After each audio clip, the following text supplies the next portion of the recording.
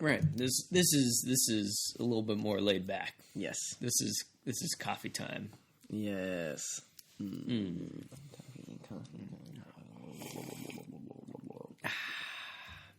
Delicious.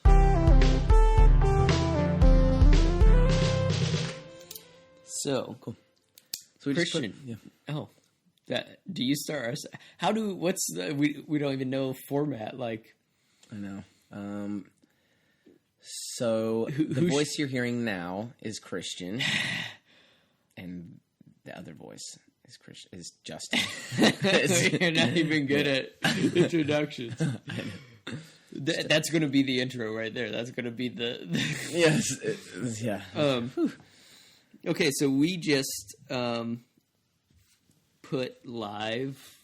Okay, well, I say just, but it was a couple weeks ago now. That was last week. No, it was day after Thanksgiving. Oh wow! Yeah. A video, a YouTube video. It's the first of this type of YouTube video that we've done before, where it's trying to do something kind of educational and present an idea, and it's scripted out and has animation going along with it along the screen. Mm-hmm. And yeah, why don't you talk a little bit about that? Yeah, Justin did most of the he wrote it, and it's so good. I mean, I read it and loved it. Was like, maybe we'd add this little thing or take away that little thing or something like that. But Justin, the writing, I'm just the pretty voice that helps out. It's awesome. Well, I mean, it's like both of our thing, but yeah, you're the writing dude. And for the visuals, the GIFs and stuff. Yeah, I think at some point we should get on screen. I don't know. I'm thinking like, I don't know if you've seen the video. It's like a how would you describe it's like our voices part. It's like our voices having a conversation about a topic, scripted conversation with like an animated slideshow over top. Pretty common. There's lots of educational YouTube channels that do similar things, and we're trying to find stylistically something that was different. Kind of pulled a lot of ideas from a lot of different other videos, and tried to create something that I think fit our video a little better, more uniquely. Neither of us have a lot of artistic talent to draw animations. Right. Yeah, I don't like that when it comes to visual arts, when it comes to like drawing and stuff. Yeah, I'm not like... I drew a horse one time. It was like a... You can never get the mouth right on those. Oh, the mouth always looks horrifying. So weird. Horrifying. Horse mouths. Yeah. But yeah, I drew a horse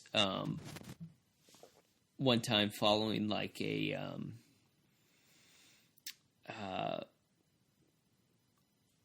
following like one of the instructions where it like breaks it down, like first draw this line and you follow along, and it's like 3 pages of instructions, and it was like probably the best thing I've ever drawn, and it was just completely 100% following instructions. Dang, but that's good. That's legit. Like usually, like they just turn out so poorly because like I don't know. I'm like trying to exactly mimic the drawing, but it turns out weird. That's like something I could never do out of my own head. I see. Like, yeah. I have a picture of a horse in mind, and now I will recreate that out of my mind with my hand. Yeah, I mean, I feel like it just take a ton of practice and a ton of, I don't know, yeah. But yeah, so yeah, we're not artists in that sense, in the drawing sense. So all the technical stuff, we've gotten all the technical stuff, like the writing, the visuals and stuff. It's GIFs. It's like something you haven't really like seen a video quite like ours. But the content, to speak to the content, we're not really like claiming to know to be like an absolute, on like, basically it's like it's posing the question, why does it seem like older people are kind of like they just kind of seem a little stuck in time in many ways. And that's such a blanket statement that, first of all, this is sure. Yeah. Like you go into their house and it has the old people smell. They have the old TV, the old furniture and stuff like that. And we're just kind of like attempting to explain it from just our brains and some research. But I think a lot of the idea for this video came from specifically when I go to visit my mom's mom. Like, I feel like that hits a lot of the stereotypes of an older person being stuck in like a culture. She lives in the same house that, as far as I know, like she's lived my entire life. Wow. And you like walk in and everything is original to the house. Wow. It's like, yes, all of the wood paneling in like the dining room is like, has been there for longer than I've been alive. Is there a china cabinet? Yeah. Yes. Like china cabinet. There's like oil portraits of like the family from when they were like, wow, in my mom in like high school. Yes. Like, oh, that's so funny. I wonder, like, your mom grew up in that house, right? No, I don't think so. Or like that was the house of her childhood? No, not at all. Oh, No. Okay. So she moved into it. They moved into that house after she moved to her dad's house in Arizona. Oh, okay. Okay. And so that was what year? Ballpark, maybe 85. 85. So this house is pretty much stuck in like 85. Not really stuck in 85, but it's stuck in like an adult's version of a house, what it would be in 85. And then it's kind of stayed that way. Because like a young hip person in 85 would have a different looking house if that were to be like fossilized. You might see like, I don't know, maybe like, what is 85 like? What kind of, I don't know. Different. It would be different colors than like an adult in 85 would have. Like the house feels very dark. Like it feels like there's not as many windows on that shine light into the interior of the house as like modern houses. I don't know if that's... The inside of it feels dimmer, darker. Wow, that's so interesting. You've pulled a lot of the pictures kind of like an older person's house from your mom's mom. Whereas my mom's parents, whose house I go to every week, they're I mean, they live in like an older people community. It's like a city, but not a whole. Not I don't think. I think it is a city. I think it is a city, but it's like a interesting because it's like there's spots of this. Like it's Sun City. It's like there's Sun City, and then there's Sun City Grand, which I'm not. Is Sun City Grand also a city? And there's Sun City West, which I don't know if that's also a city. But yeah, anyway, so it's like I want to say it's like a retirement community. There's like restrictions to how old you have to live there, which makes me kind of wonder, like, is that an official like city? Yeah, I guess so. But their house, like, they're surprisingly hip. And my grandma recently got an iPod and puts podcasts on it and bought like new music. She's having me like I'm introducing music to her, like new music, and she's not like, can you put some good old tunes? Like she's like pretty hip with like new music that's coming out, the stuff that I'm like showing her, and she likes it, she enjoys it. And they exercise every day, and they're my grandpa's super into sports, and I love watching sports with him. And so I think there's like that kind of speaks into like they're kind of like, I don't know. I don't want to say like they're outliers because I'm sure there's a lot of older people like that. It might depend on where you live in the country. Like I know in the Midwest, a lot of the older people's houses that we explain in the video are like, yep, you would so see that in like a small town, Midwest kind of thing. Like where does your grandma live? Fort Worth, Texas. Is it like? Do you think many other older people in Fort Worth would like have houses very? Yeah, I think a lot of the houses where in her neighborhood, a lot of the houses where the original owner still lives in the house, I would imagine the inside of the house is very similar to hers. Wow. Yeah. Dang. My grandma, I was talking to her about our video, and I was telling her like the whole concept and everything, and she was telling me like interesting. I know like there's still like, yes, that is still a thing, but it's especially prominent like the older people getting stuck in time with like if it isn't like broken, well, if it breaks, don't buy a new one, fix it. And so they just keep the same thing, you know. And she said that's kind of like a depression mindset.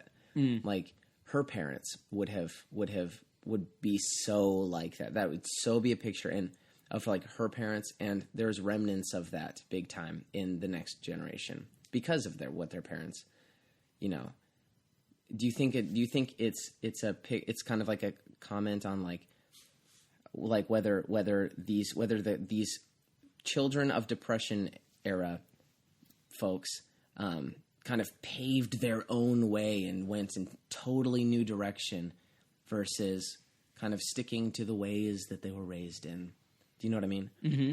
Yeah, I think I think there's a lot of like my grandfather used to always this is on my dad's side. He like if he could save 10 cents, like it was like winning the lottery. Like wow. Like saving 10 cents was extremely important if he could achieve it. He used to always talk about how a nickel used to be worth so much, and he'd always try to buy stuff at garage sales for a nickel. Like I think a lot of that generation is still operating out of a mindset of like scarcity and, you know, always kind of fearful of not having enough. Do you want to talk about our setup here? I'll take a picture. Take a picture of our setup. Yes, this is our first go at a podcast. So we don't really have a desk. This is a hamper. No, it's like a wicker basket that we put like blankets in the loft. Yeah. And a towel over that. A towel over that so that you don't hear this is with the towel moving stuff along. This is without the towel. Yeah. So picks up more noise. Yeah, kind of dampen the wicker basket. But then we got our cups of coffee, and you have a Blu-ray of the Hunger Games, the first 3 Hunger Games movies. Yes. As your coaster, and I have She's the Man. She's the Man, the Amanda Bynes movie. This is based off of a Shakespeare movie or Twelfth Night, play, right? Is it 12th Night? Uh-huh. It's one of the Comedy of Errors Shakespeare plays, right? Yeah, where like the girl dresses up as her brother. I don't know. You were in 12th Night in high school. Was I in 12th Night? Yeah, that was your senior show, I think. Gosh, I can't remember. Wow, you were Sebastian. You were. I remember a servant of two masters. Laura was Viola. I was Sebastian. Which one's Sebastian? Is that Channing Tatum? That's her brother. It's her brother, who I don't even think you see he's not even on the front cover. Oh, you see him in the movie, but it's like her twin brother. And you were him. Wow. Well, good memory. Yeah. Poor memory. You were in the show. There's a lot of shows I don't remember a lot about. Heard that. Oh, that's what she's doing. She is trying to lick up the coffee. Now she's rubbing herself against the coffee. Dogs are I'm going to take weird. a picture of her. These pictures will be on the I think she's notes. done. Oh, she done? No, she's scooting herself underneath the towel that I used to clean up the coffee that I spilled immediately after we brewed it and I set down the cup. True. Brewed it, LOL. We used a Keurig.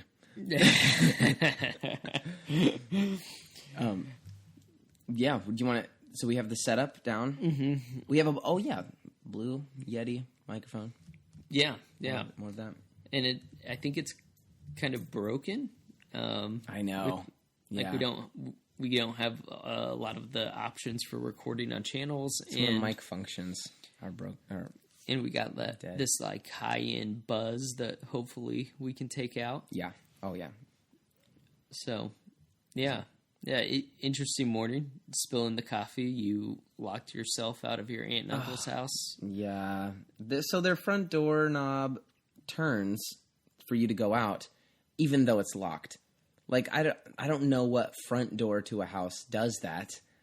I turned it and opened it, went outside, closed the door, expecting it to be unlocked, but then it was super locked. That reminds me of like a gas station bathroom. And your only means of access in and out of the house are... a garage door opener. And the garage door is shut. Yeah. So I'm barefoot right now. I left my shoes inside. I went outside to check the address, to send it to Justin, to check the address number. And just totally got locked down. Christian. Yeah. So one of the fun things that I want to talk about in the making of the video is because we are having some mic issues and because we don't have a great room that will really dampen the sound, we tried to get creative with our sound isolation for the video. Oh, yeah. And I think that the sound on the video actually turned out quite well. Several people, both on some of the Reddit posts and in the comments, have commented on the quality of sound and the clarity of sound. Good. Yeah.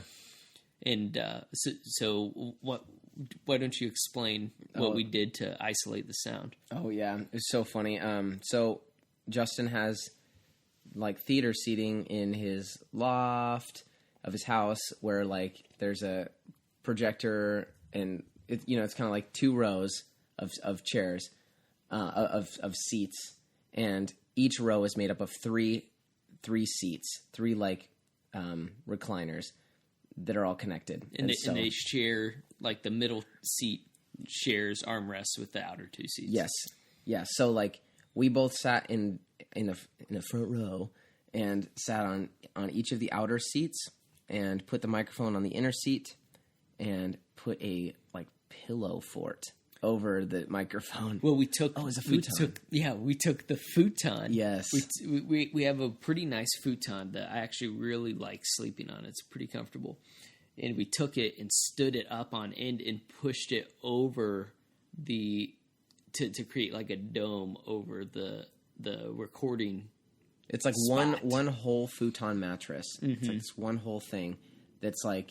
It's basically like a slightly more flexible bed mattress. And so, yeah, just bending that, like we bent that over, like giving us a little canopy. And that's our sound studio. Yeah. Yeah, it was it. And we didn't go with that setup for the podcast because I think, an hour of sitting like that trying to talk would be a little bit much, but we'd get aches. Yeah. Yeah. Do you want to start talking about other things on our list? Yeah. Let's talk about something else. Okay. I mean, I have one. This is a good one. This might be a long one. Artistic vulnerability. When it comes to like sharing things that you create, like that you call art, I would say that it's art. If it's kind of labeled that way by yourself, then it's art. And sharing that with people you admire. Like, I have a feeling on it I want to know about your feeling on it. Yeah, so we're just diving in on the first podcast. Yeah, zing. I could kind of I'll give you an example. So, like, we were both in theater in high school. Both of us in our high school was an anomaly. It was amazing. We did a ton of shows every year. 8 shows minimum. More than 8 shows, yeah. Yeah, every year. And we would we would end up being in maybe like 4 to 5 shows, 3 to 4, anywhere between like 3 and 6 is a lot. Maybe 3 and 5 shows a year. And were you in like every single one every year? But somehow I did something with basically every show. I personally did something for over 50 shows. Yeah, I remember we counted one day. Yeah. Yeah. So specifically the ones that you were on stage in, because that's where you're like in the spotlight and stuff. And I remember you said that like you would feel a little bit uncomfortable like inviting your family to like every single one. You were very particular about which ones you were like, family, go to that one, but this other one you totally don't have to go to. Don't even worry about it.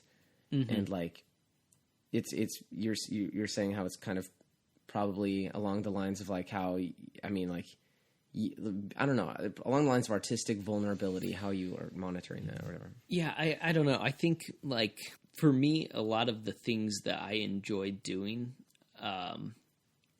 I enjoy doing them for me, and I enjoy enjoying them with other people that also enjoy them. Like I play guitar, I play piano, I kind of play drums as of a couple months ago. I enjoy music, but it's not. I don't have any desire to like perform in front of people playing music.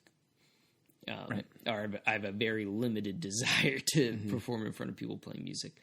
I'd be much more interested in like anonymously making music that if anybody else that enjoyed it, saw it and enjoyed it, that'd be enough for me. But it's also safe in that people who don't enjoy it have no face to put to it. Sure. But we can get to that part in a minute. Oh yeah.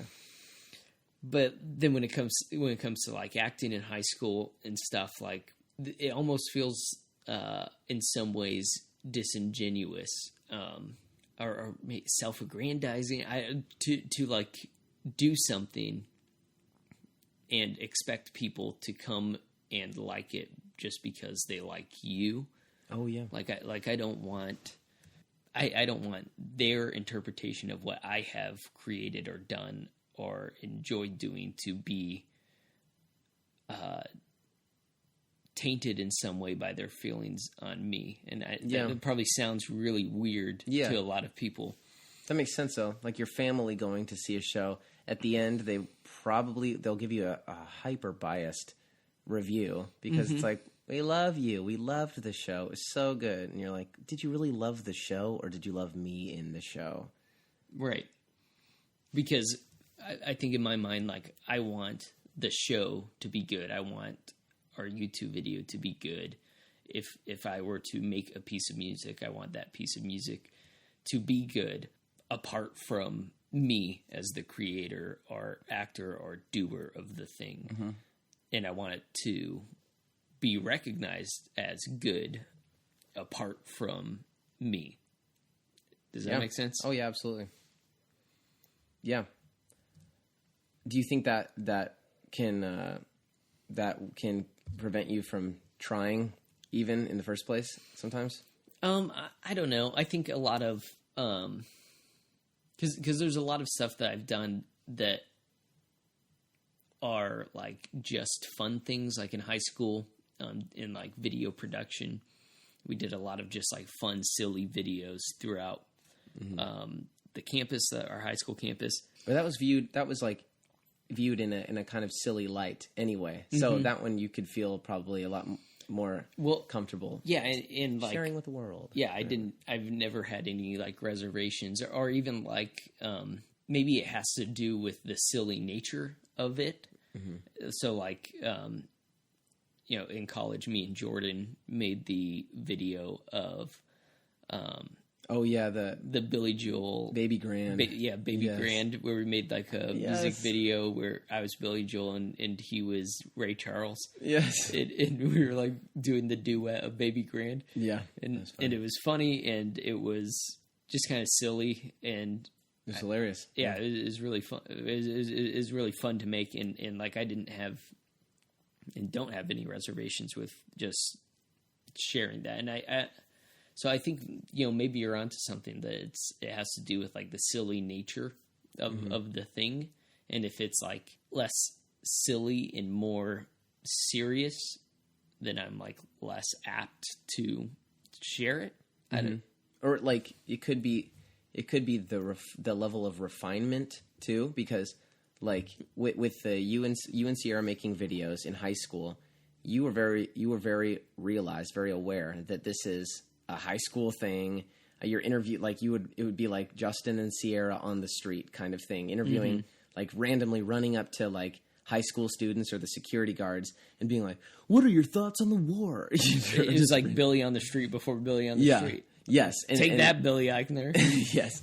And they were like very, and like there was obviously a level of like grace the audience would have because it's like, yeah, you obviously like none of these students that you're running up to are like expecting it, so it's kind of going to be funny and weird. So this like, it's kind of unrefined on a certain level. Yeah. And I think too, like a lot of the things that I create, I'm very aware of the deficiencies of that thing. In the instances of those videos, they were kind of exactly what I wanted them to be. But then like the half-hour like short film that I made with Max, that was just utter garbage. Like I don't want anybody to have to watch that. There could be something to whether you know it's going to be liked by people, or like how much that is a part of your creative process. Is this going to be liked by people? Is this going to be liked by people? And as opposed to, I know there are some artists, and this is a very difficult place to get to, but where you are just making art, you're just creating because you like it. It's purely just your thing. Yeah, but that always seems weird to me too, and like Shia LaBeouf and his weird art things that are just to draw attention to himself. Maybe. I mean, I think they're great. I know you do, and I think they're just bogus. Like it's vulnerable. There's a vulnerability to that kind of art. I don't know. I don't want to delegitimize art, but yeah. So I think there's like two different things. There's like performing a piece of someone else's art and creating your own from scratch. That's true. So that's like a different aspect of it. And I think in both instances, anything that I create, like I want the attention to be on that thing. Like I think this YouTube video that we made is a very interesting topic, and a topic that I have searched for and haven't found anybody speaking about this topic holistically as an idea. Mm-hmm. Ooh, I like this. And so I think that topic, that thought experiment deserves to be looked at on its own merit. Ooh. As just an idea. Mm-hmm. And there's some things that Shia LaBeouf does that I think he isn't really trying to get you to look at an idea as much as it is look at him as a human being. Yes. And he's not really presenting an idea. And I think we should look at everybody as human beings. I think people create art that present that idea very well. And I have a hard time with like Shia LaBeouf live streaming him watching all of his videos, a camera just set up looking at him as he watches himself. You know, that seems to me to be a very intentional look at me kind of thing. Wow. I have some pushback. Sure. I think that there's the, like you're saying that the content viewed for what it is, and it should be presented well, performed well, or whatever, and people should love the content for what it was. But at the same time, I would say that art is an expression of humans, and so like at the heart of it, like you can go, oh, that art is beautiful, but then if you even zoom in further, it's like you're really taking a look at that human, because that is an extension of that human. And so like I think what Shia LaBeouf was doing in like watching filming himself watching his own movies was like him showing you, or him giving people a view of him as he's just a human. He's just a person. He's watching himself, laughing at things that he did, maybe cringing at things that he didn't really like. He's like, oh, that was weird. Or, like it's just, and we're all kind of watching him and taking a sigh of relief in unison at the fact that people are people. And he's not this, I don't know, a guy in a high tower that's just kind of like blessing us with his art, but he's actually a human, and kind of drawing us all, connecting us all as people in that way. And so in that case, there's not much content other than a person. Like he is the content. And it's not like Shia LaBeouf is amazing. It's like people are so interesting. Yeah, I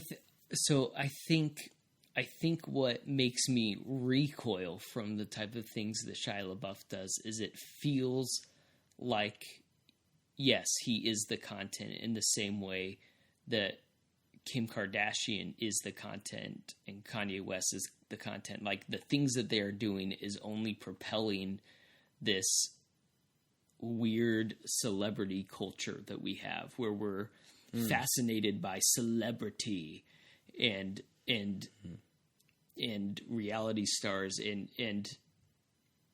I think there's other people that purely through what they do come across as more human, and vulnerability is the part, without having to live stream themselves watching themselves, kind of thing. Look at like Stephen Colbert. He played somebody that he's not for 10 years. And I think through that, you still were able to figure out more about him as a human being than what you know about Shia LaBeouf and all these things that he does to draw attention to himself as a human being. Like I still feel like you don't really know much about Shia LaBeouf, but he gets a lot of exposure. Well, I think a lot of it lies on intentions and authenticity.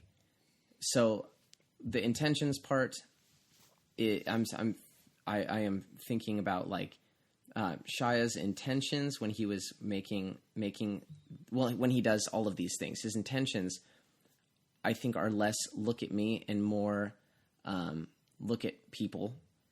And like when it comes to Kanye West and Kim Kardashian, their intentions are very, very look at me. That's like, it's very clear, like that they're a reality show, like with their name in it, with Kim Kardashian, Keeping Up with the Kardashians. It's like, so there's that. It's their intentions are like I'm going shopping today. Like what? I don't know. Really, it's like it's a lot of drama created for the sake of the show. But also the authenticity. Oh, and Stephen Colbert, his intentions are more like outside of himself, like showing the. So it's not some like his intentions aren't to show that people are humans and stuff like that. That we're all the same. They're more to like parody things and like to give people the truth. That's a big Stephen Colbert, like the Colbert Report thing. I mean, now of course he is playing himself. He's being the host. He's a person, not a character. But also the authenticity level is important because, like Shia LaBeouf is being very authentic in his reactions to watching himself, or is being very authentic in like his I don't know, whatever these weird artistic endeavors are. Whereas the Kardashians and Kanye West, there's a lack of authenticity in some of the things they do, and I don't think that people can watch it and breathe that sigh of relief that, oh, we're all just humans. We're all like, oh, it feels so comfortable to know that like my weird things are universal. We're all people. We're all weird. It's like they have a little, their castle or something. And Stephen Colbert, his authenticity, he wasn't like he being a character on the Colbert Report. His main priority was not authenticity. It was playing the character true to itself and being a good showman. So my thoughts on that are, with intentionality and authenticity, with what anybody does, we're assuming a given attention, and I'll grant you that the assumption of Shia LaBeouf's intentions behind the things that he does is for some like greater artistic understanding of the world and people. So that's his intentions behind what he's doing. But I would argue that for the most part, what he does in trying to bring out what his intention is in reality undercuts what he's trying to do. That that he may be trying to make a comment about society, but it turns into an Hollywood news story about how silly Shia LaBeouf is, and look at the next thing he's doing. And it doesn't facilitate the conversations that he is possibly trying to get to happen. But I think satirical TV shows, on the other hand, while goofy and intentionally trying to be entertaining, but still trying to examine truth of matters, facilitates the conversation that both sides are wanting to happen better. That like people are people and that kind of thing. Just whatever their focus is on. Well, the reception of Shia LaBeouf's stuff is out of his control. I'm me being like a person, like a introspective whatever person, like views Shia LaBeouf stuff apart from how it's received on E or whatever. Yeah, a couple things. One, like me being an introspective person, I think we're all introspective to an extent. We're all people. We're all humans. Mm-hmm. We all have that capacity.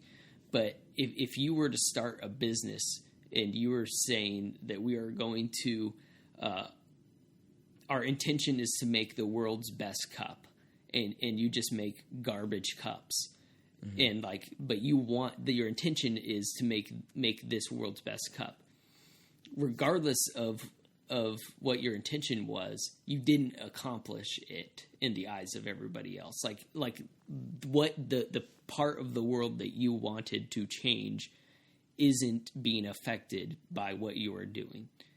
Well, that's not art in that case. That's the difference between like art and invention. Like that was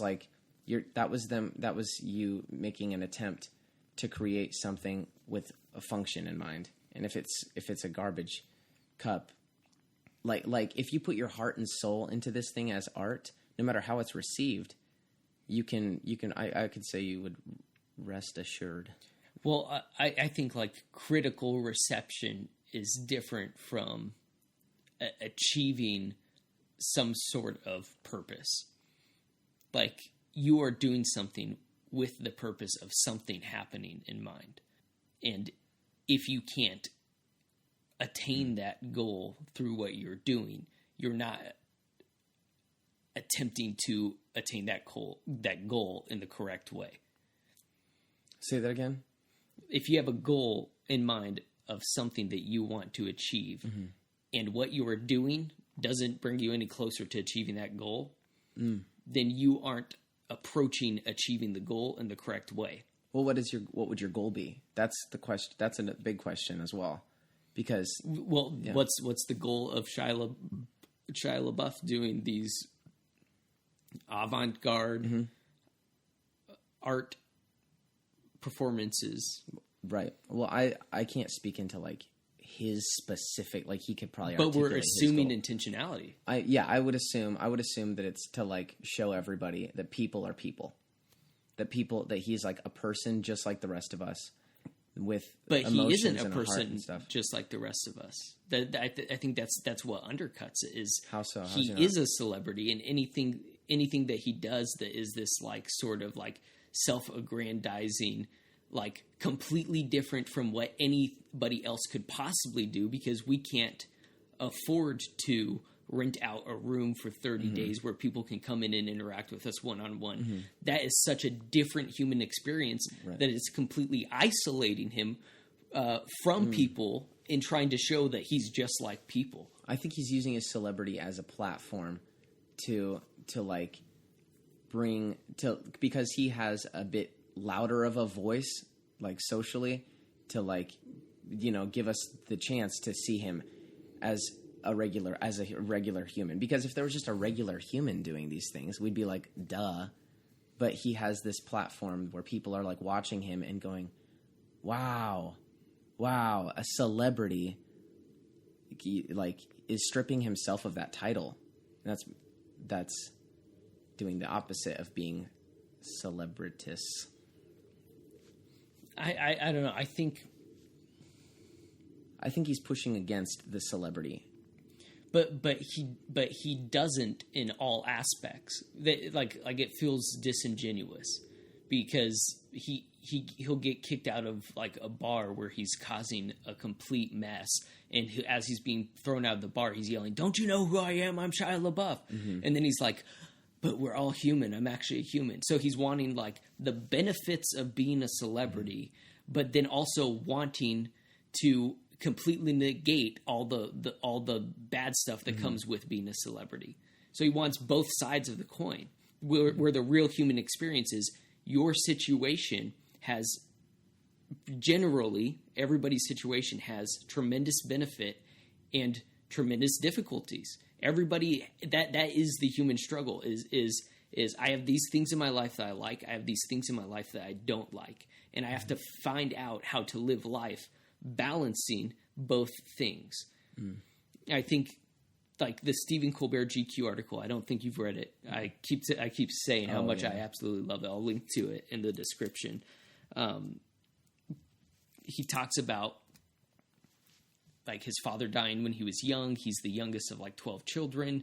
All of the other children were significantly older than him, so it was basically just him and his mom. And he talks about learning how to get up on stage and just bomb in front of people, and learning to love being in front of people, even if he is just doing horribly in what he is trying to achieve, because it is facilitating this mindset of growth and achieving and moving forward and trying to grow out of these circumstances that he finds himself in.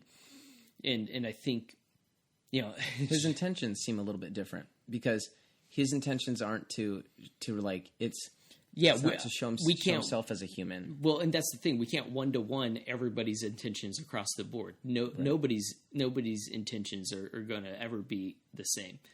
But I think there's like a logical consistency in the way a lot of people approach life, and then an illogical inconsistency. If that is probably a double negative. It's like this. It's like the realm of self denial that Kanye West finds himself in time and time again, where he, in his mind, not only does he think he is the greatest person that's ever lived, he thinks everybody else is also on that same page. Oh yeah. And I think a lot of times, and it's not like, I don't mean to just crap all over Shia LaBeouf, because I actually enjoy like in Fury. I thought he was great in Fury. I think he's a good actor, but I see all the time artists or artistes like that that think that they are that they are so far more intelligent than the average human, and they are trying to delve this information to people, and it just comes across as like icky. Like it just like, oh wow, like curls the hairs on the back of my neck. It's like, oh, you don't actually, like, you think you know this secret that nobody else knows, and everybody else is like, yeah, we get it. We're all human. We were already on this page. What took you so long to even get here? You're not telling us anything. Oh wow. I mean, I think that like Shia, like how you're saying the illogical thing where he's like trying to use his celebrity to like show that everybody's a human, but then also saying like, don't getting kicked out, and don't you know who I am? I'm Shia LaBeouf. Isn't that also so human? That is so human for people to let their pride get in the way. It is so human, but was that an art piece? No, that wasn't. But that's also that's the most human thing he's done. The art. Well, there's art, and then there's like people just like living life, like. And I think but we should extend grace to him for that, for like things like that, like his. Like throwing out the G word. I know. I'm not exempt from doing something like that, and I think that it wouldn't even be a news story if you did that. Don't you know I'm Christian? Right. But like if I was famous, I mean, like I would probably act a little bit, I don't know, less foolishly. I would hope that I would do that, but like just the human like problem of pride.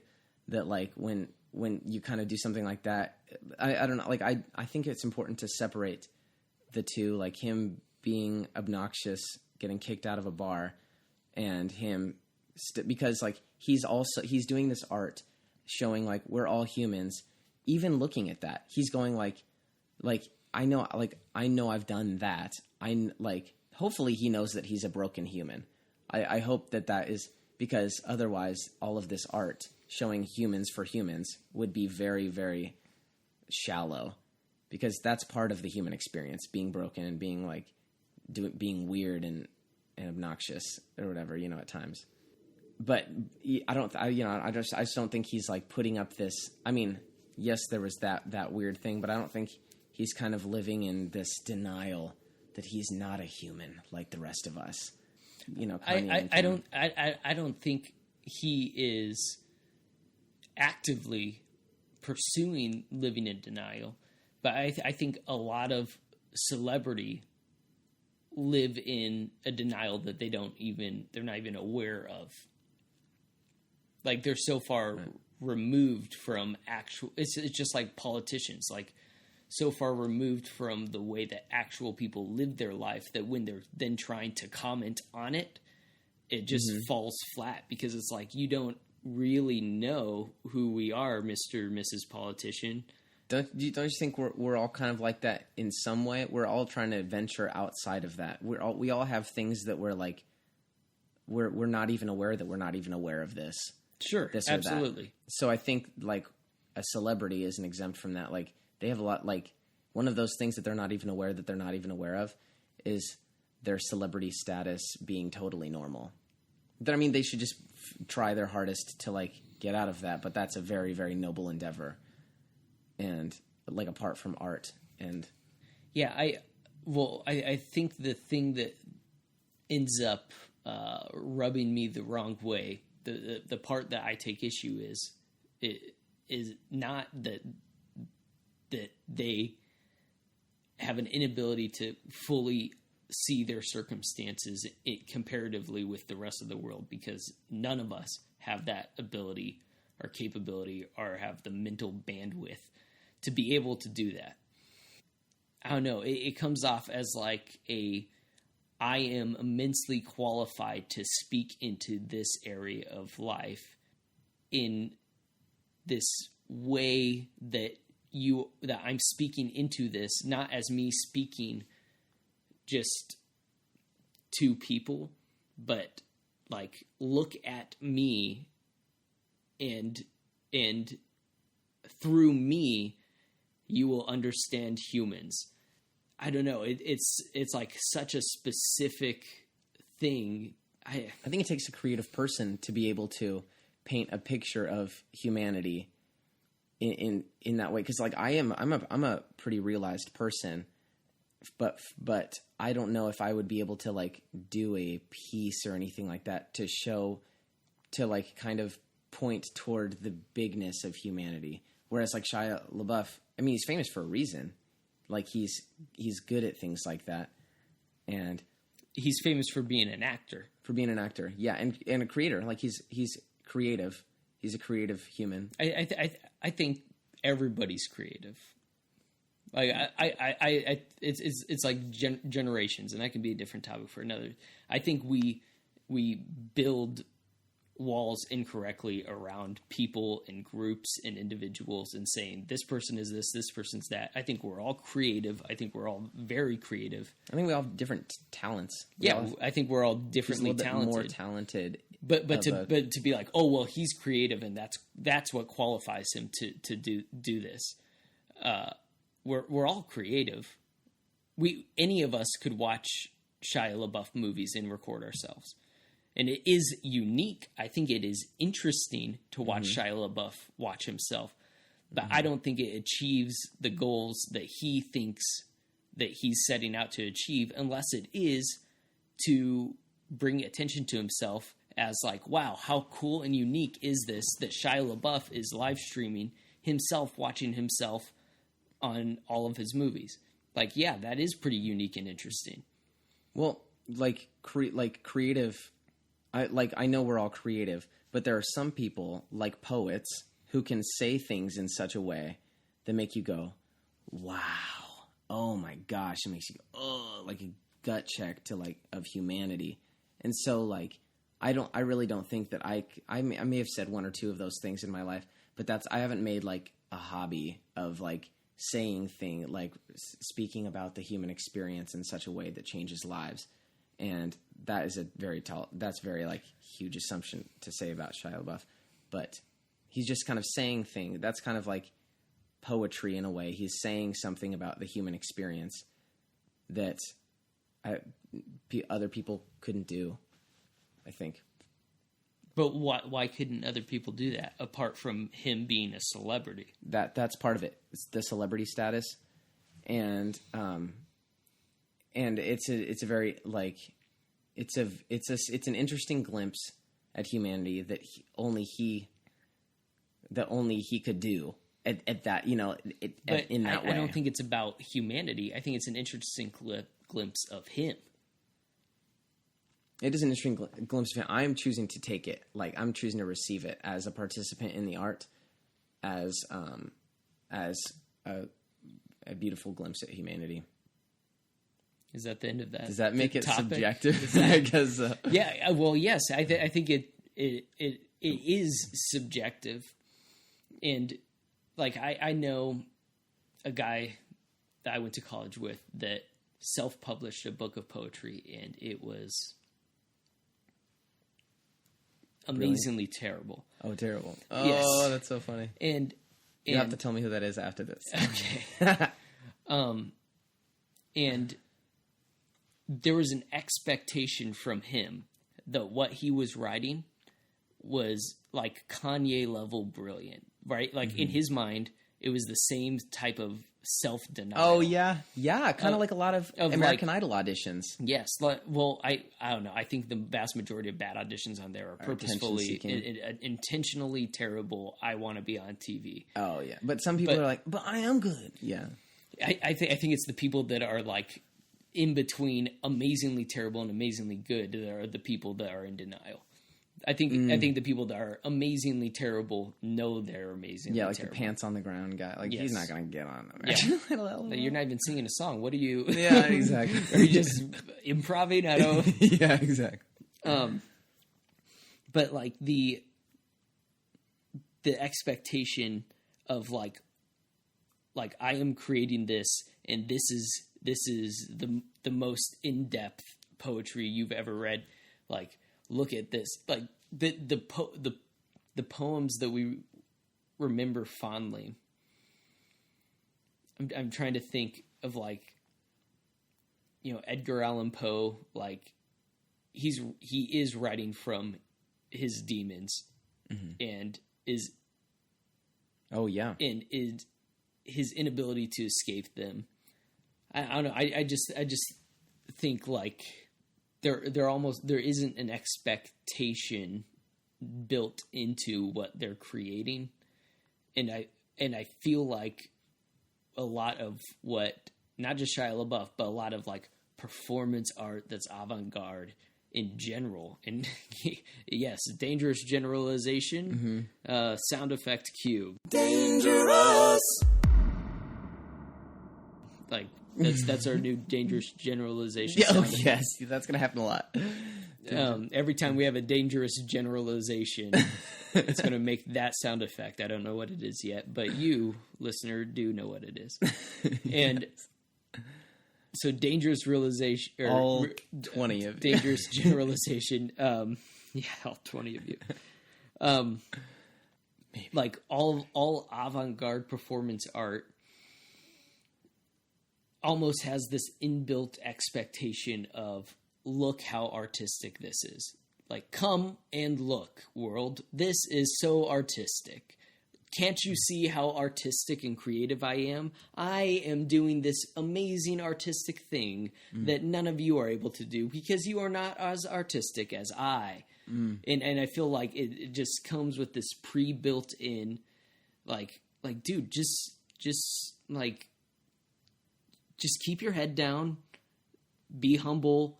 Don't attempt to bring attention to yourself. And those are the people that over the long haul of humanity, we're like, wow, like that person, not to say that like Edgar Allan Poe never wanted to be famous.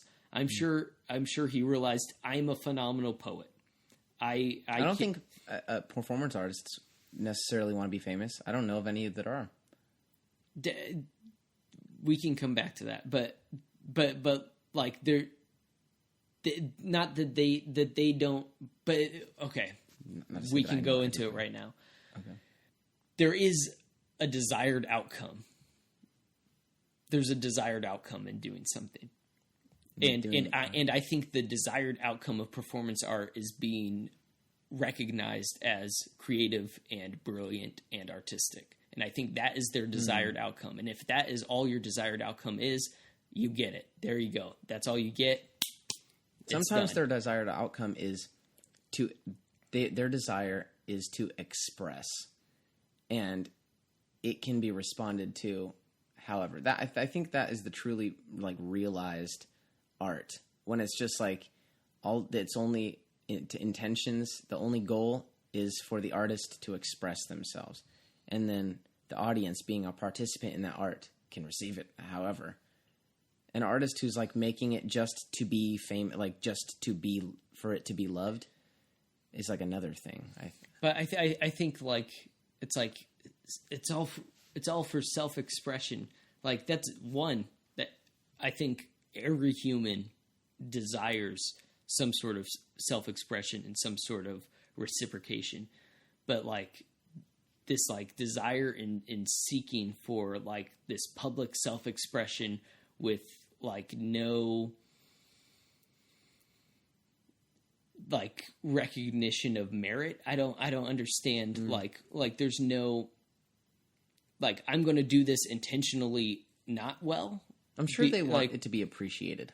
Yeah, they do. I agree. But and I think it's like from. I think it's general. Darn, I forgot what. Dangerous generalization. Dangerous generalization. Sound effect. Dangerous. Yeah, I think that oftentimes behind performance art is it's like a stroking of the ego. It's like like a desire to have the ego stroked. Well, if all art is meant to be appreciated, then couldn't you make the same argument with like all art, that it's just intended to stroke the ego of the artist? Well, and I think get back to my own vulnerability. All right, let's bring this full circle. Oh my gosh, let's bring this conversation back on point. Like, I think the reason I feel so vulnerable in sharing things is like I don't, maybe not correctly, like I don't want to do anything out of purely seeking people to stroke my ego. Like, that doesn't sit with me right. It feels like that is not I feel like that is a fleeting pursuit. That if you build an empire off of other people's expectations and other people's ability to stroke your ego, it will leave you unable to continue to create. Yeah. Because eventually that removes the authenticity from the artist. Makes them less and less authentic. I don't think it makes them less and less authentic. I think it would eat away at their authenticity. I think it eats away I think it eats away at desire. Like the intentions? Like if you keep coming up against and keep creating things, and your sole intention is like, our YouTube video probably has, I haven't checked today, but it probably still has less than 30 views. Probably 10 of which is us unintentionally giving ourselves a view because we're trying to like edit things on the video or go into the description, and it keeps like pinging the YouTube server as a view. If my sole intention was to create a viral video that would yes, facilitate conversation on this topic that I think is a very interesting topic. But if I was looking to have my ego stroked of like, wow, you created that video. Wow, that was so cool. And it still had 30 views, I don't think I would be wanting to create a second video. It's like attempting to achieve that stroke of ego and not receiving it just forces you to go to a different place to find something to have your ego stroked, if that is your pursuit. Are you tying the desire for your art to be appreciated to a stroke of the ego? Like, you're designing to get your ego stroked. Like, I want to get my art appreciated equals I want my ego stroked. I think it's a dangerously thin line that we have to battle in the mind of the creator. And I think, there's no denying. And I think I've always known that for me,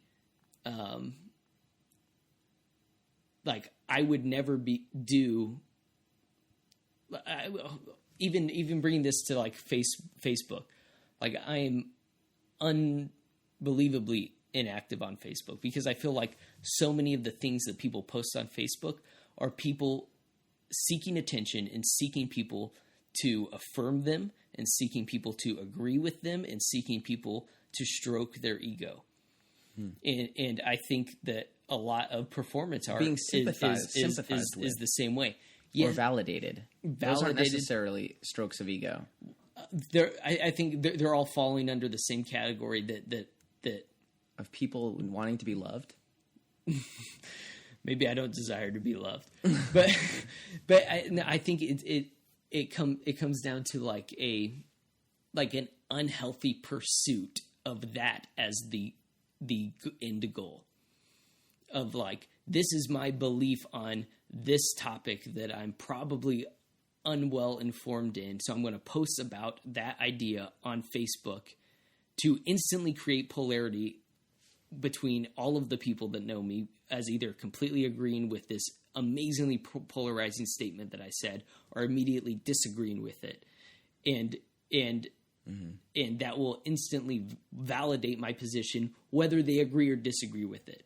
I am instantly validated by their disagreement or by their agreement with this. And because this is something that I stand for. Well, so their disagreement. If disagreement would validate you, then you are merely standing for something. Right. I think in a lot of people's minds, when somebody disagrees with them, they become even more entrenched. It's a validation. When somebody disagrees with most people on things, they don't think, let me think about, especially over the internet, on like just a post on the internet, people don't sit and think, let me think intensely about your disagreement and see and learn why you feel that way and seek to better understand your position on this topic. Play that little sound. The dangerous generalization sound. Because I think that's a dangerous generalization. I don't think it is. I think it's just like, man, this podcast is taking us all over the place. I'll link to the Healthcare Triage episode, great YouTube channel, on vaccines. And there's ample studies that the more evidence that is presented to the legitimacy of vaccines, the more entrenched the opposing side, people opposing vaccines, become.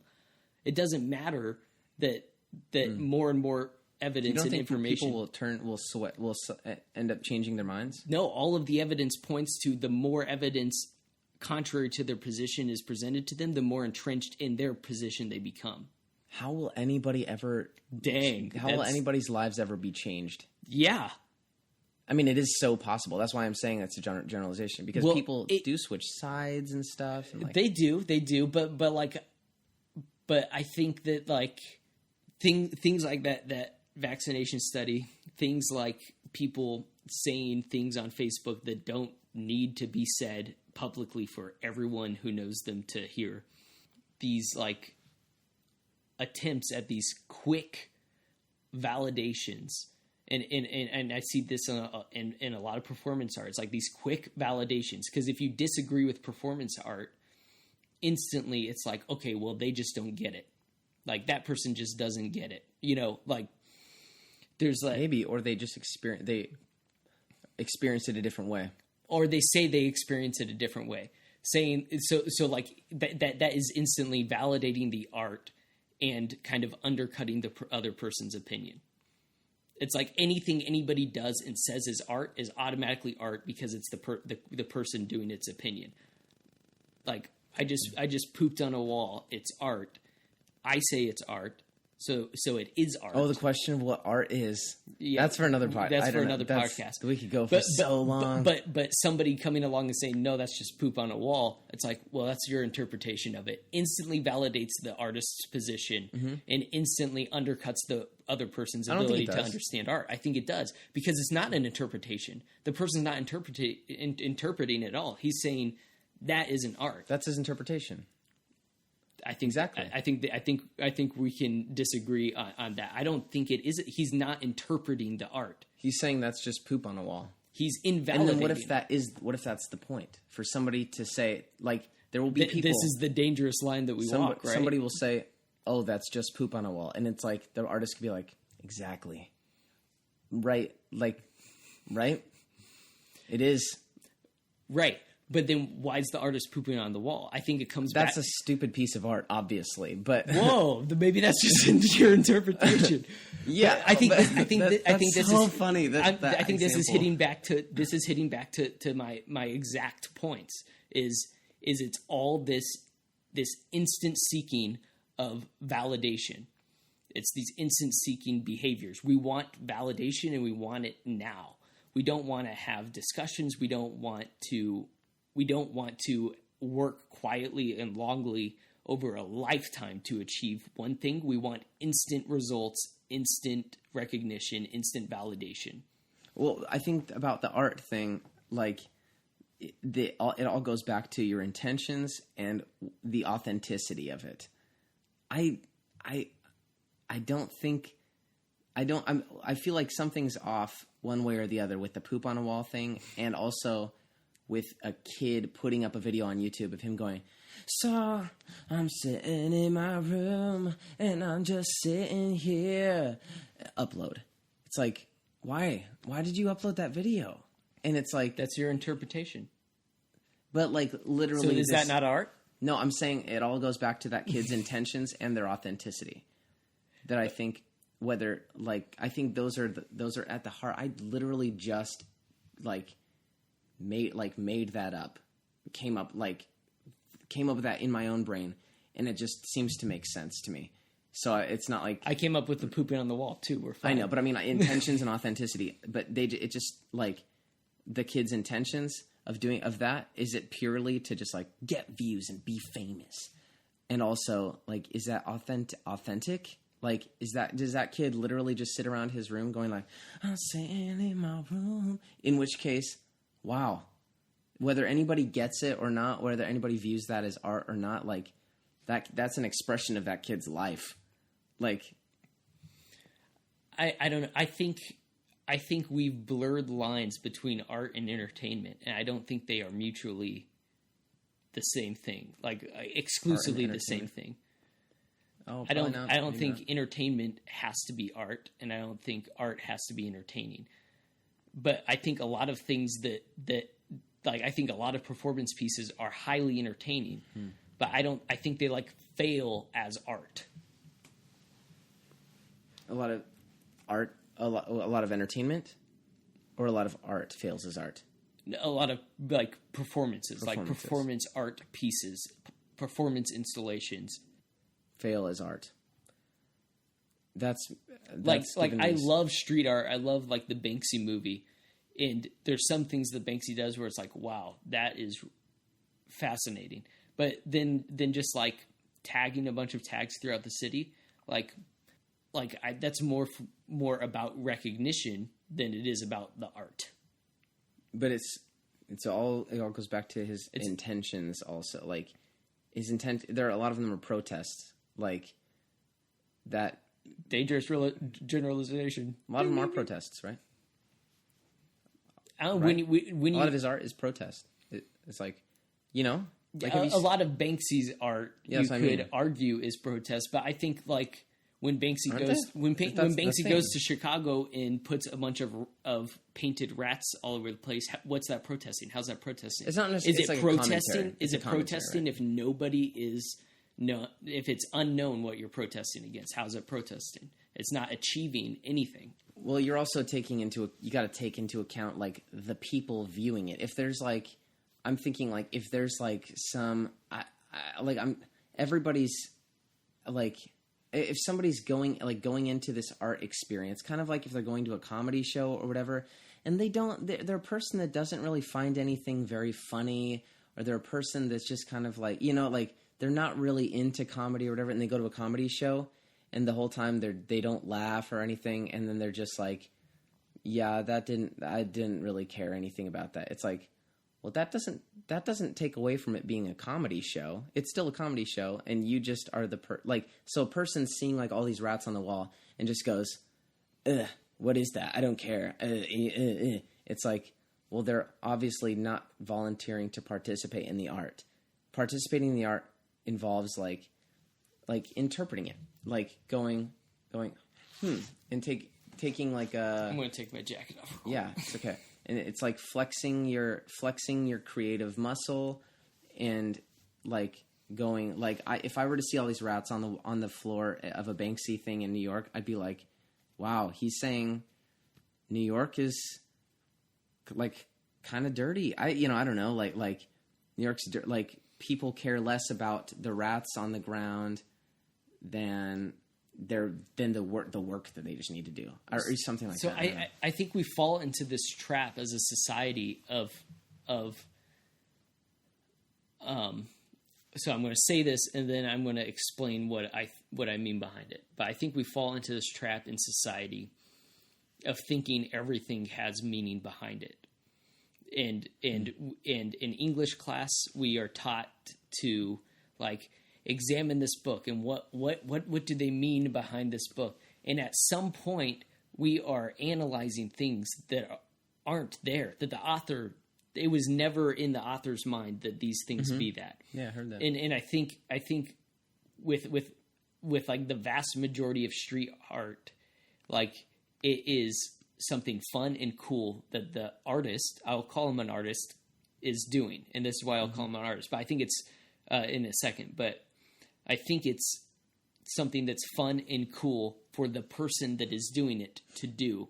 And I think that's authentic. I think the majority of time there isn't a meaning behind it, but we seek to impose meaning behind these things that artists are doing because they are artists, and we assume that there is something deeper behind it.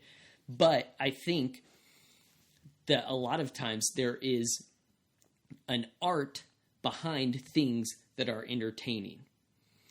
And a lot of times it's the authenticity of it. This is what I'm saying. So like comedy is very entertaining. I don't think comedy is always generally art, but I think there is an art behind comedy. Everybody that does comedy is practicing an art, but in the performance of comedy isn't necessarily the art itself.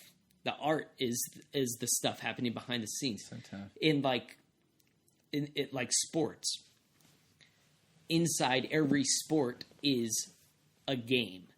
There is a game inside of the sports, like baseball. There is a game happening simultaneously of like positioning of players. You want to move players slightly to the left because that person generally will hit it more to the left, or you move players slightly to the right, and you're trying to guess where the ball is going to go. You're playing this game of trying to guess.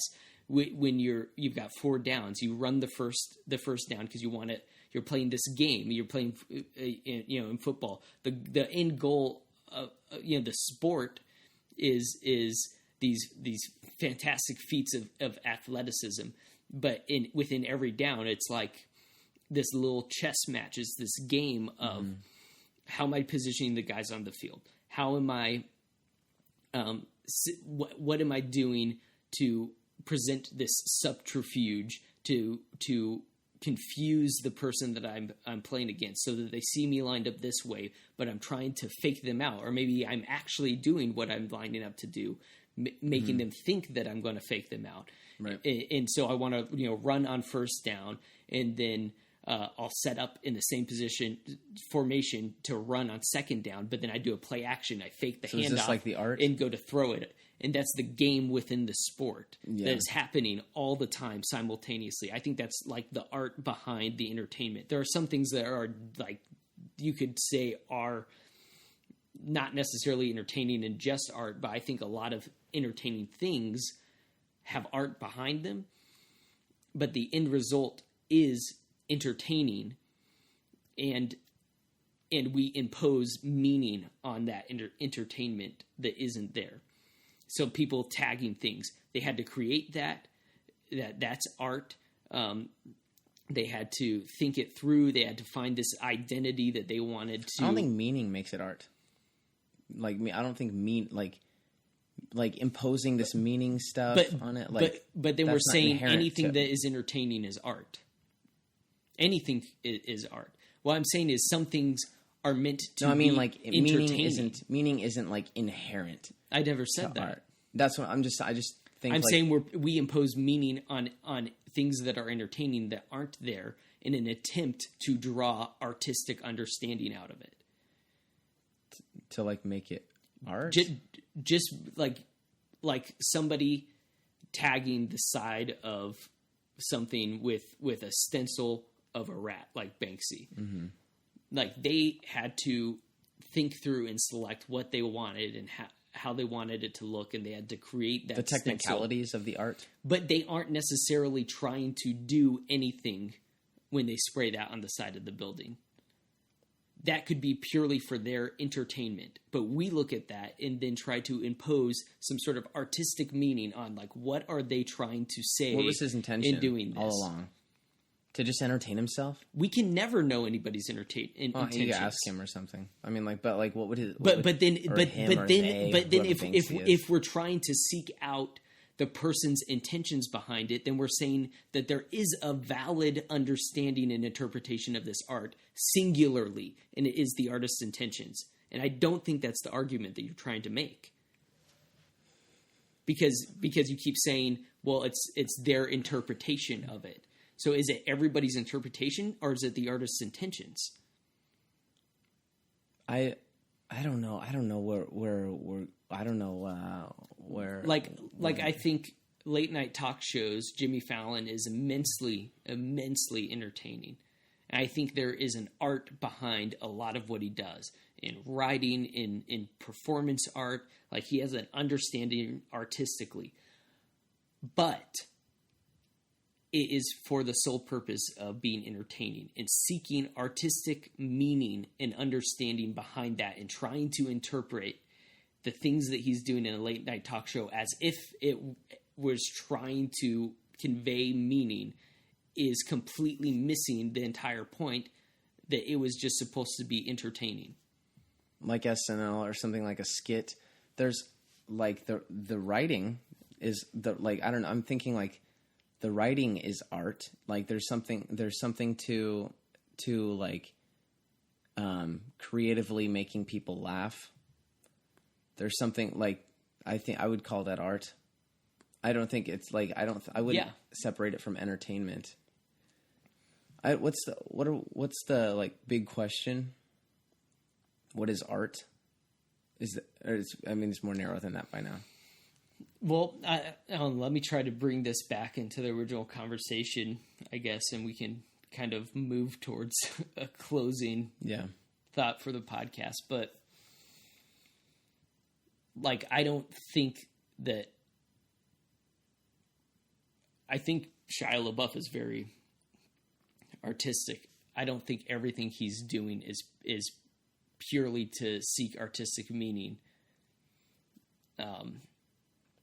I think sometimes it's just because that's kind of a cool, interesting endeavor.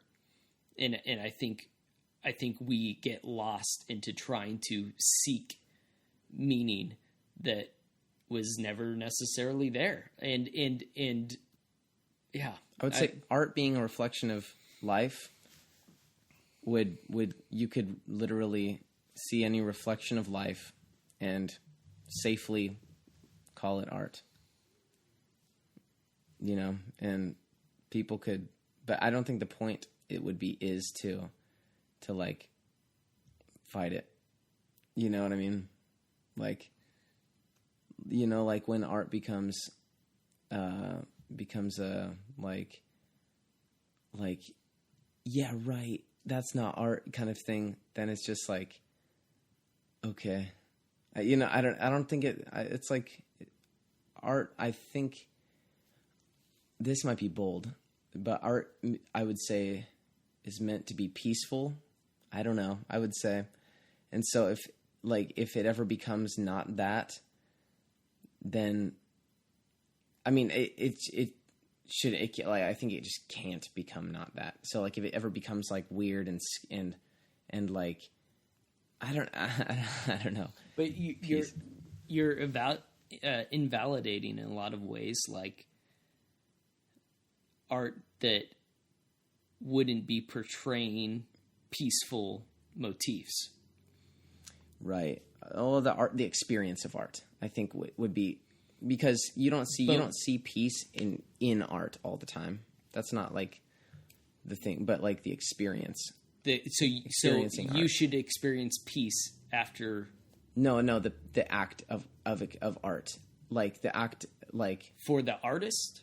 The artist, well, like the final whatever the, I don't know. Maybe I just think that like when art is, it like it's stripping away the meaning of the art, or like the artisticness of the art, when it's like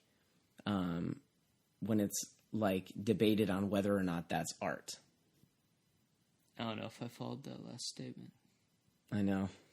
It's like whether or not that's really tough. Maybe that's not really a fully thought out thing that I said, like it being peaceful and stuff. Well, I mean, this is just all off the cuff.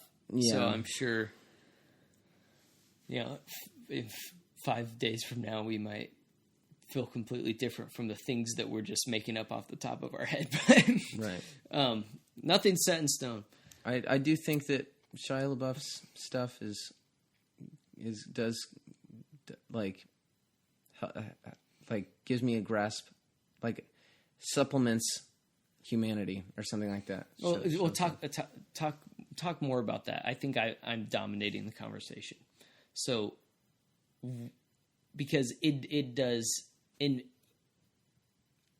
I know I'm going to talk a little bit more before I hand it over, but full disclosure, I think I'm the more cynical person. Mm-hmm. I think we both agree that was a little smirk on your face. Well, no, yeah, I know.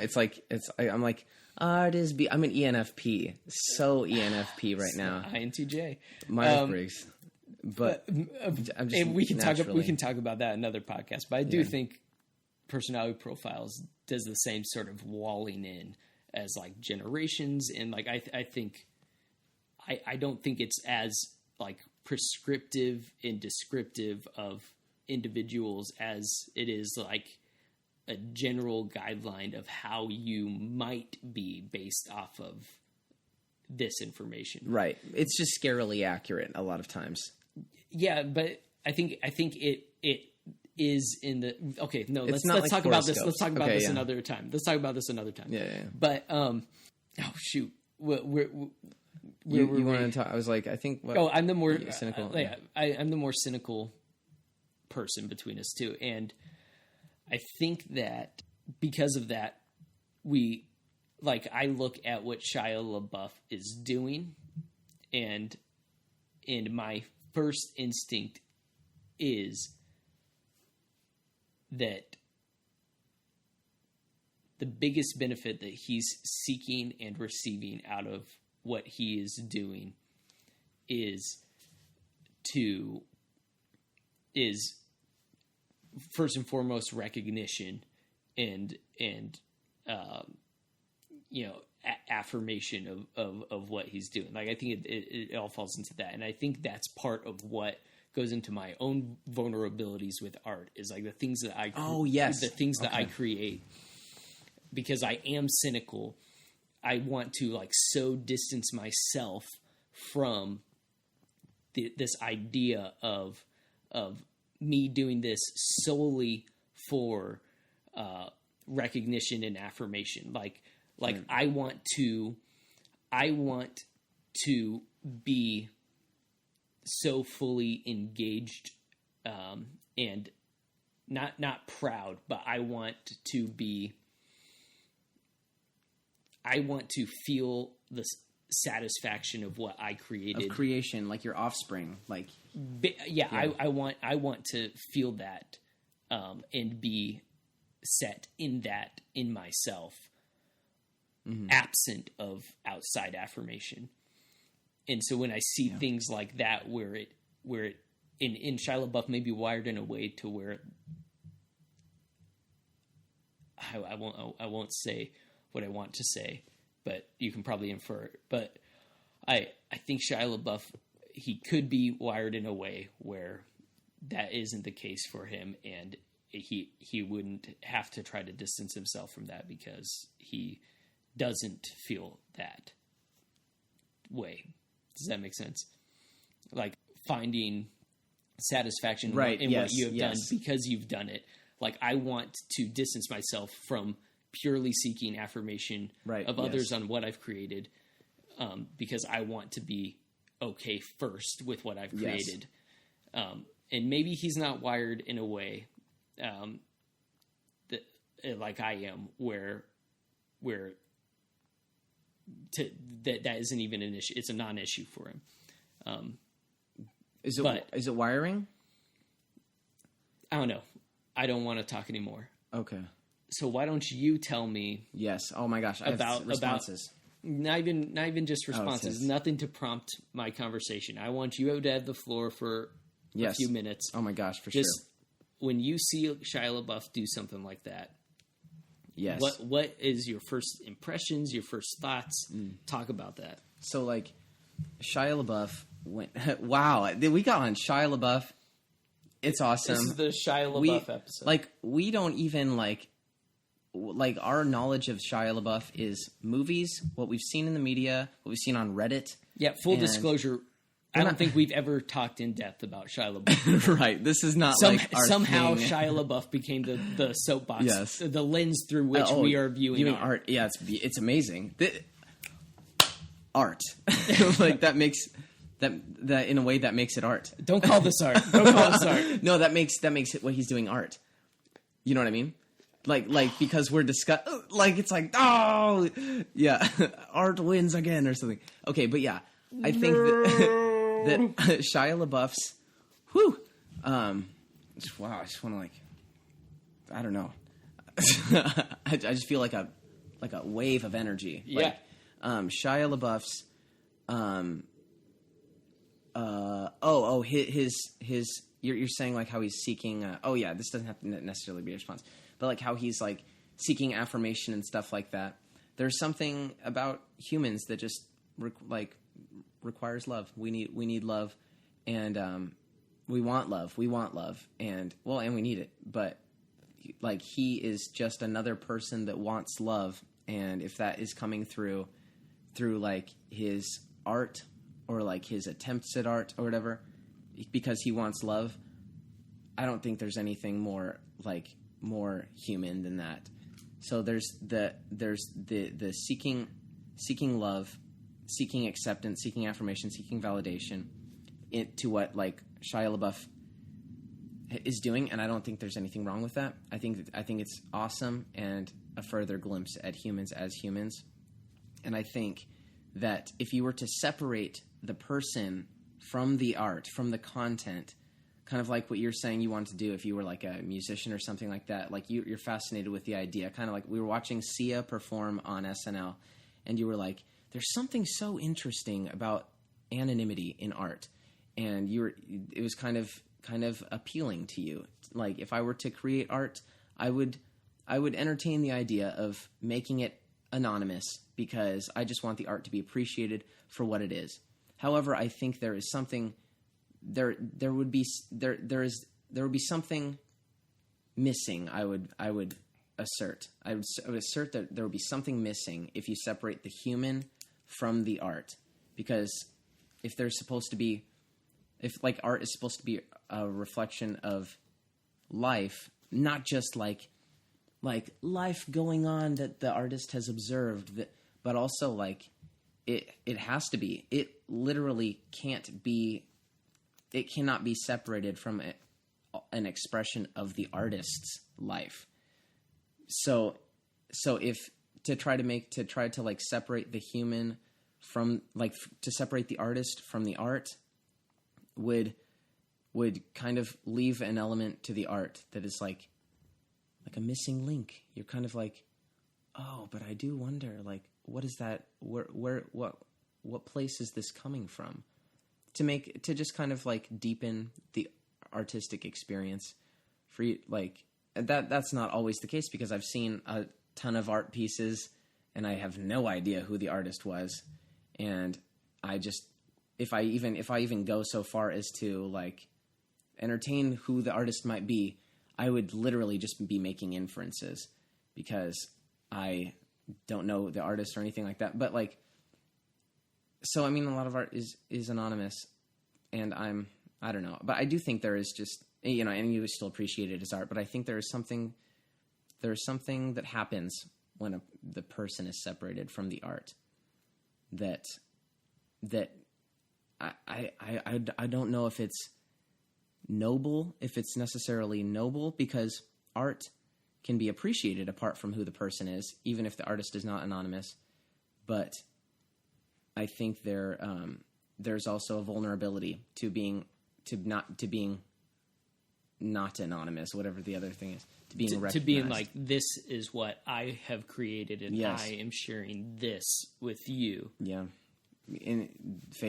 Failing, or, like, if it's not widely loved or whatever, that's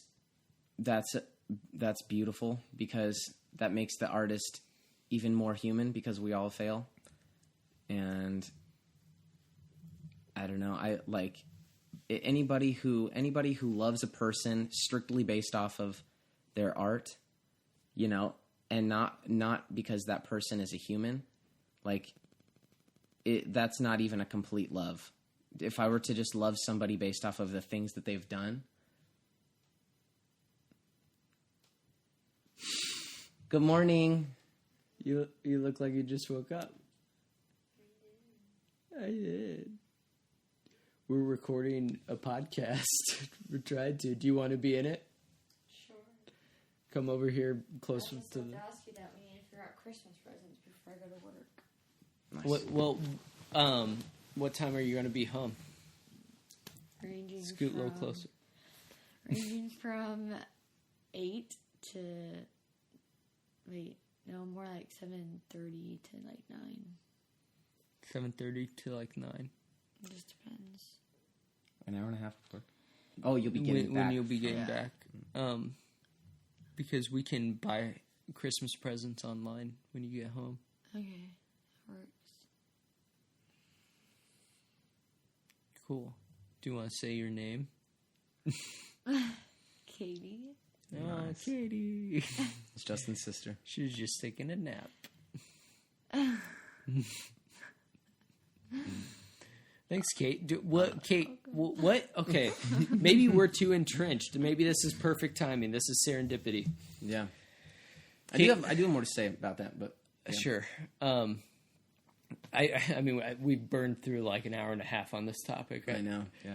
But what, as brief as possible, or as you want to be, what do you think art is? Art? I don't know. Anything. I don't know. Expand on that. Well, What makes art? just creative in it meaning something. So it means something. What determines what it means? The person, The artist or the audience? the artist. I would wager to bet that that's the majority feeling. Yeah, probably. And I would lean more towards Katie's thought on the person creating the art is the authority on the meaning behind it, if there is meaning behind it. Wow. Yeah. I mean, I know where you could go with that. Bye, Kate. Bye, Katie. Hey, close the door.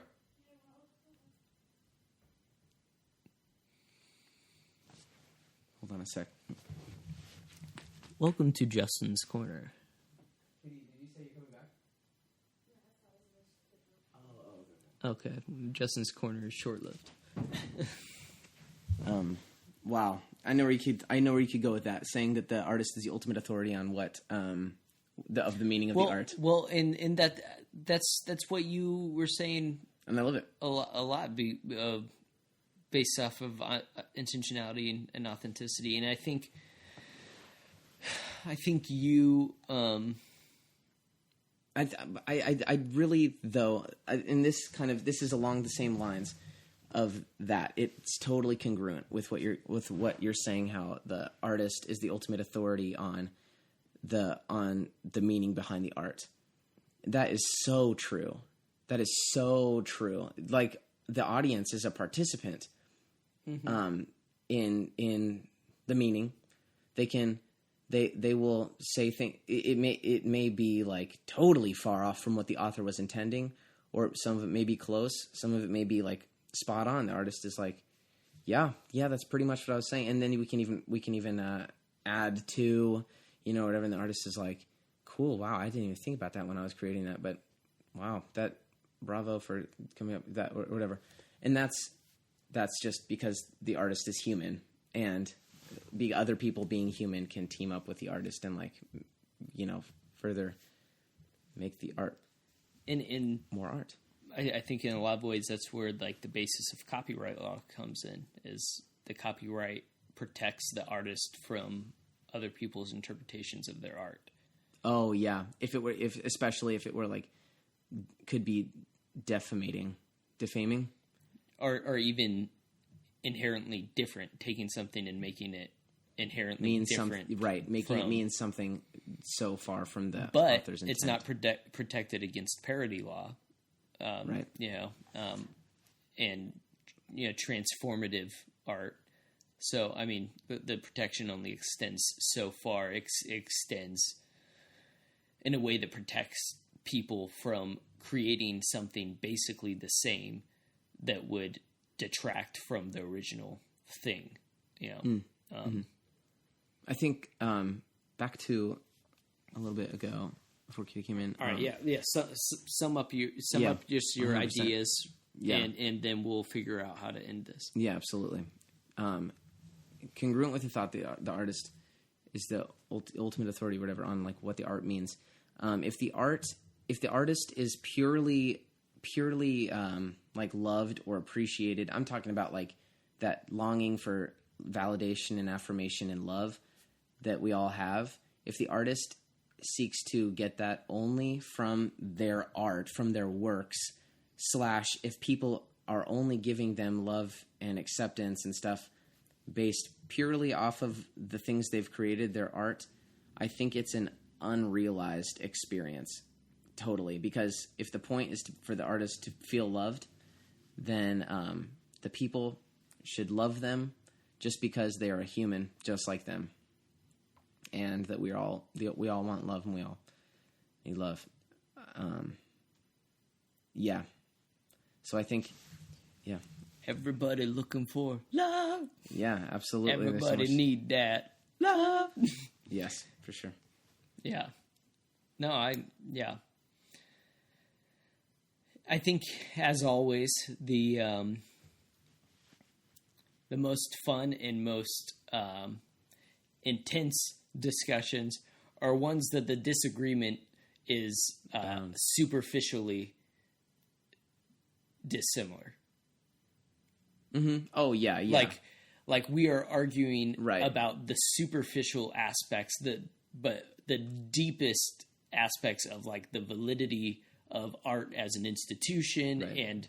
And whether or not it can be transformative in society and culture or individually in ourselves, and whether or not it should be pursued and is worthwhile. I think we agree on all of those. It's the little things that are fun right. to argue. So So if anybody thinks that we're genuinely upset about anything, I don't think that was. I hope that didn't come across as that. But I think it's extremely fun to talk about. So the big question is, how do we land the plane? Where do we go to wrap up the podcast? Sneak preview about what we're talking about next, or what we're the next video we're wanting to make. Yeah, let's do that. We're currently in research, so we don't have anything scripted. We want to get it out before mid-January, and it is about television shows, specifically television shows that were canceled prematurely.